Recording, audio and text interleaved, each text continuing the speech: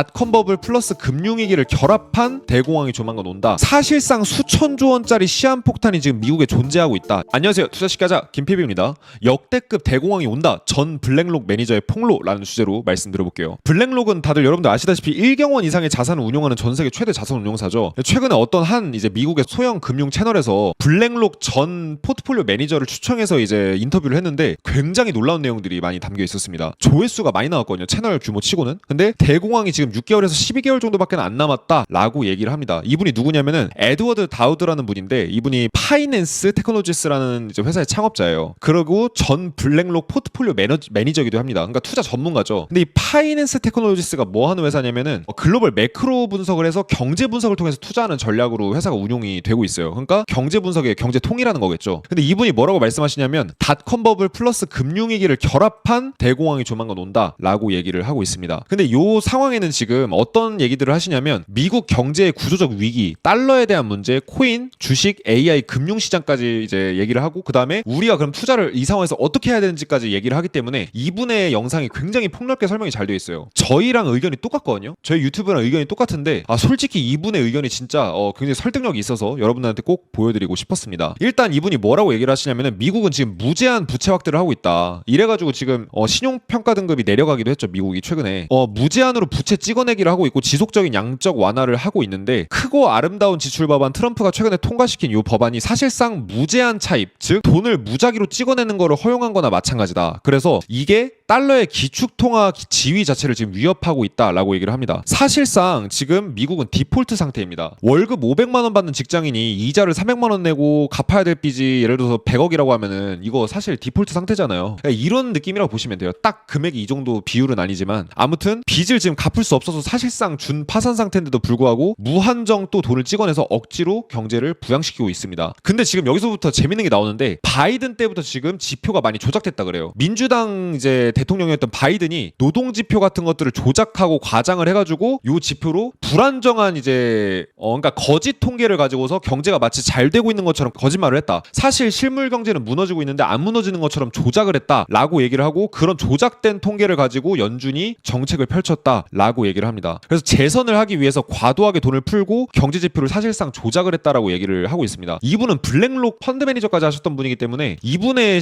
말이 그냥 뭐 음모론자 같은 말이 아니고 진짜 실제로 금융 전문가가 하는 말이거든요. 그러면 무슨 내용이냐, 자세히 보면은 비농업 부문 고용 수치를 125만 개나 부풀렸다. 이거 실제로 저도 알고 있었던 내용인데, 일자리가 예를 들어서 100이라고 발표를 했어요. 근데 그 다음에 이제 이걸 수정 발표를 하거든요. 근데 수정 발표할 때 이제 30 이렇게 발표를 해버리는 거예요. 말도 안 되게 큰 차이로. 근데 125만 개 정도의 일자리면 상당히 말도 안 되는 수준의 일자리인데 이거를 부풀렸다, 바이든이. 그래서 논란이 되고 있습니다. 근데 심지어 과거의 통계랑 비교해봤을 때 유례가 없을 정도로 많이 심각할 정도로 조작을 했다. 근데 이 사람이 뭐라고 하냐면 7시그마 수준의 사건이다라고 얘기를 해요. 이게 뭐냐면은 수학적으로 거의 불가능한 수준. 예를 들어서 친자가 아닐 가능성이 99.99%로 나오면 그건 사실 친자가 아닌 거잖아요, 우리가 검사를 해도. 근데 과학적으로 100%라고 할 수는 없기 때문에 99.999 이렇게 나오잖아요. 그 정도가 7시그마라고 보시면 돼요. 그러니까 통계학적으로 불가능한 수준일 정도로 지금 이제 말도 안 되는 수치들이 계속 발표되고 이게 수정이 되고 있는데, 이게 일자리를 평소보다 너무 많이 불풀렸다. 그래서 경제가 살아있는 것처럼 이제 조작을 했다. 그래서 대중들을 속였다라고 얘기를 합니다. 사실상 사기극이었다라고 얘기를 해요. 그래서 해리스를 당선시키려고 했는데 결국 미국 국민들이 지금 트럼프를 찍어준 덕분에 그게 실패했다라고 얘기를 하고 있습니다. 게다가 미국은 바이든 정부 때 불법 이민을 허용을 했다. 2천만 명 규모로 허용을 했는데 한 달에 20만 명씩 불법 이민자들을 들여왔대요. 그래서 요즘에는 지금 영주권 갖고 있으신 분들도 영주권을 갖고 있음에도 불구하고 경찰들한테 잘못 잡히면 퇴출된다고 하더라고요. 트럼프가 그 정도로 강경하게 하고 있는 이유는 지금 불법 이민자가 너무 많습니다, 미국에. 그래서 불법 이민자들이 많이 들어오면서 소비가 단기적으로 늘어나고 재정 지출도 늘어나고 하면서 경기 침체 신호들과는 맞지 않게 진작에 경기 침체가 터지고 대공황이 터졌어야 되는데 그게 미뤄진 게 어느 정도 있다. 근데 이 효과가 사라졌다. 그래서 향후 6개월에 12개월 내에 주택시장, 글로벌 부동산, 실물 경기 전반에 걸쳐서 침체, 경제 붕괴, 대공황 본격적으로 시작될 거다라고 얘기를 합니다. 게다가 닷컴 버블 플러스 금융위기가 동시에 지금 합쳐진 복합적 위기가 올 거라고 얘기를 해요. 왜 그러냐? 지금 닷컴 버블 때처럼 지금처럼 이제 팔란티어 같은 엔비디아 이런 많은 기술주들이 굉장한 버블 상태에 놓여 있고 주택 버블도 금융위기 때처럼 버블이 있기 때문에 두 개가 결합된 위기가 온다라고 합니다. 즉 복합적 대공황이 온다라고 얘기를 하는 거죠. 그리고 달러는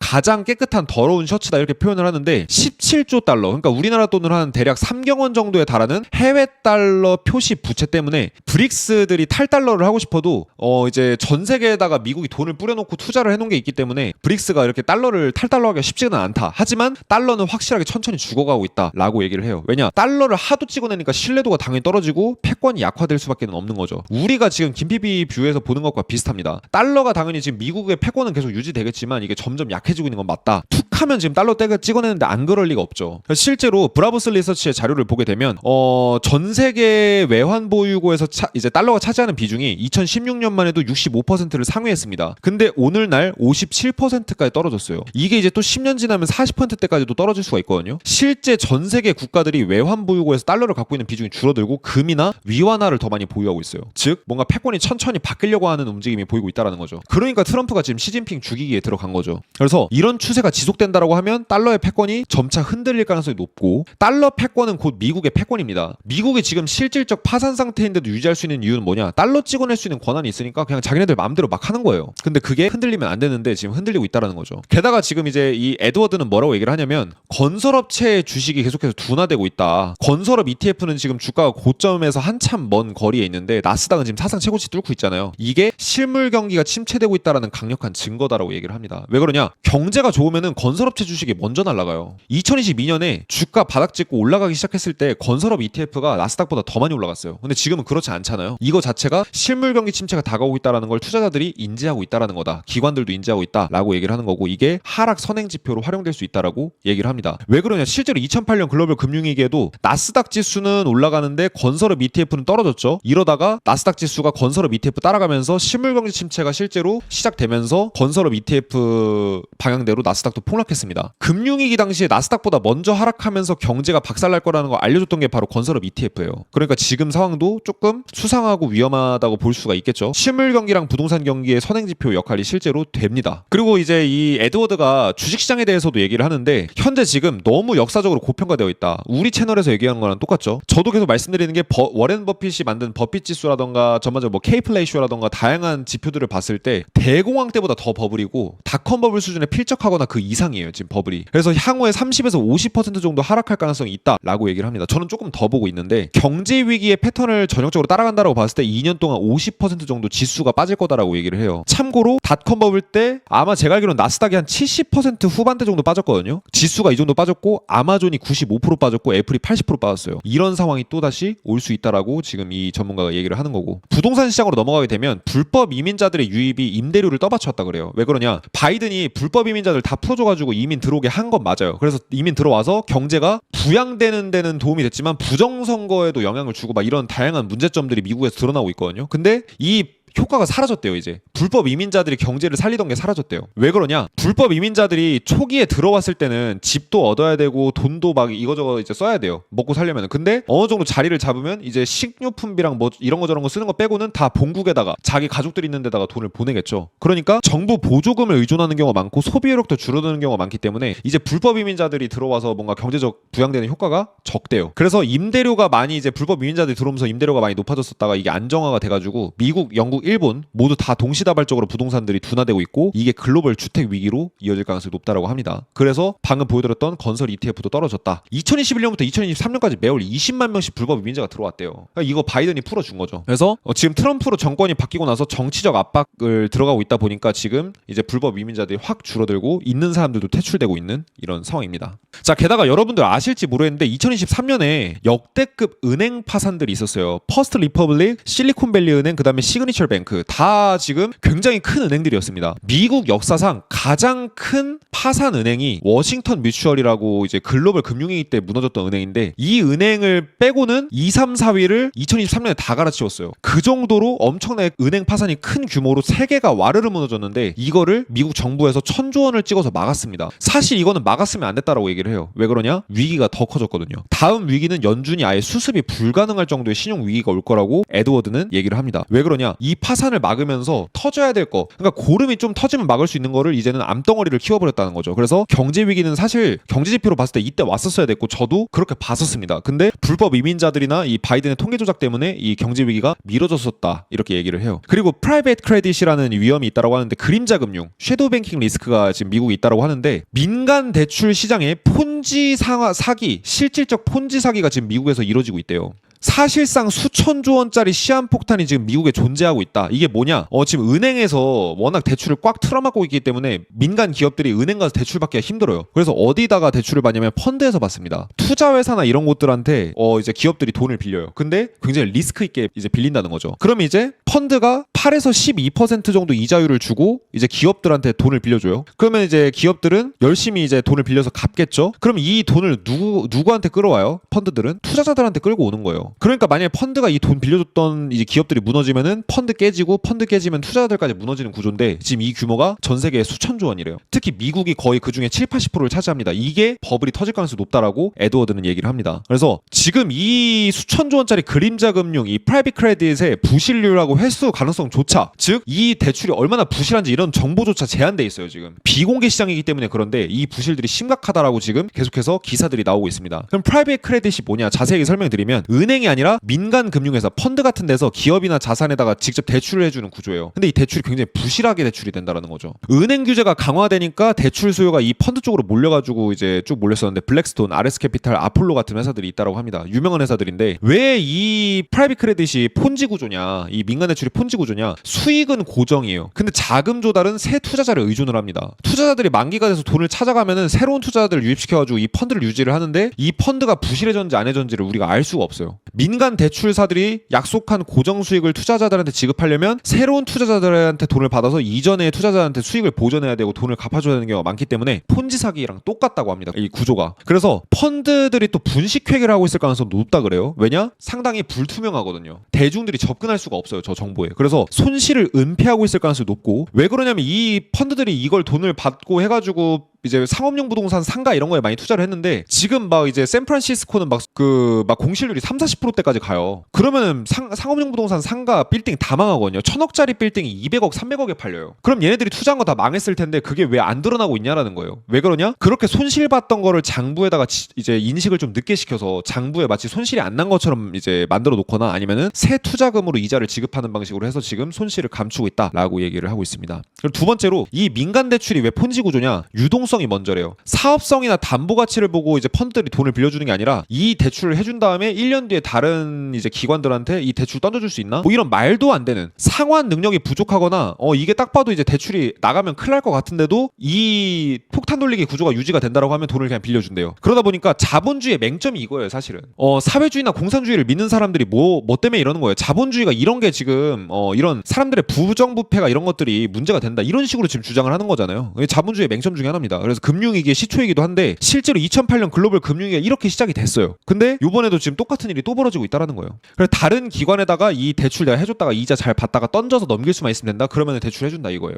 게다가 지금 기초 대출 자산의 부실화가 시작이 됐다. 지금 기업들이 글로벌 금융위기 이래로 미국에서 제일 많이 무너지고 있고 우리나라도 지금 기업들 파산 많이 하고 있잖아요. 이게 미국이랑 우리나라뿐만 아니라 전 세계적으로 다 동시다발적으로 벌어지고 있는 현상인데, 펀드들이 기업에다가 대출을 해줬는데 그 기업이 망해요. 그러면은 펀드도 망하겠죠. 근데 지금 그런 것들이 감춰지고 있다라는 거예요. 게다가 상업용 부동산에 많이 투자를 했대요. 상가나 빌딩. 근데 지금 상가랑 빌딩들 지금 전 세계적으로 다 무너지고 있죠. 코로나 쇼크 이후로 사람들이 밖에 안 나가고 배달 시켜 먹고 그다음에 오피스 재택근무를 많이 하니까 오피스 갈 일이 없으니까 공실률이 많이 늘어납니다. 이러니까 지금 상업용 부동산 무너지고 있는데 이런 것들이 다 감춰지고 있어요. 그래서 바이든 정부 때 이런 이제 통계적으로 조작한 것들도 지금 이제 트럼프 정부 때 많이 드러나게 될 거고, 그렇게 되면은 경제 위기가 좀 더 목전에 다가오고 기관 투자자들도 이 부분을 인식할 가능성이 크겠죠. 그래서 한 명 이제 뭔가 누가 하나가 부러지기 시작하면 연쇄적으로 붕괴될 가능성이 높다라고 얘기를 합니다. 그래서 폰지 사기처럼 한 번에 와르르 무너질 가능성이 높다, 마치 글로벌 금융위 때처럼, 이렇게 에드워드는 얘기를 합니다. 그리고 이미 이런 부분을 여러 기관에서 경고를 하고 있는 거예요. 이 블랙록 이분이 음모론자거나 이 사람이 헛소리를 하는 게 아니라 실제로 많은 전문가들이 얘기를 하고 있습니다. 미국 증권거래위원회랑 이제 무디스 애널리틱스에서 뭐라고 얘기를 하냐, 비공개 비규제 민간대출 펀드가 은행 보험사와 얽혀있고 이렇게 얽히면서 다음 금융위기의 증폭 요인이 될 수 있다라고 올해 경고를 했어요. 그리고 제이미 다이먼, JP 모건 CEO죠. 이 사람이 Private Credit is dangerous라고 얘기를 합니다. 민간 대출이 굉장히 위험하다라고 하는 거예요. 그래서 리스크가 급증한 기업들한테 무분별하게 대출을 하고 있고 글로벌 금융위기 수준의 위기가 초래될 수 있다. 그리고 메릭스라는 사태도 지금 이제 호주에서 이제 터졌는데 1조 원이 넘는 규모의 사고가 터졌어요. 호주 민간 펀드에서. 이것도 얼마 전에 터진 겁니다. 이거 여러분들 모르시는 분들이 되게 많은데 호주에서 민간 펀드에서 투자를 했다가 그 손실이 나가지고 지금 투자자들 돈을 안 빼주고 있어요. 돈은 안 빼주는데 투자는 받고 있습니다. 왜냐? 폰지 사기처럼 돌려막기 해야 되니까. 그 금액이 1조 5천억이 넘어가요. 그냥 메릭스라는 사태가 있습니다.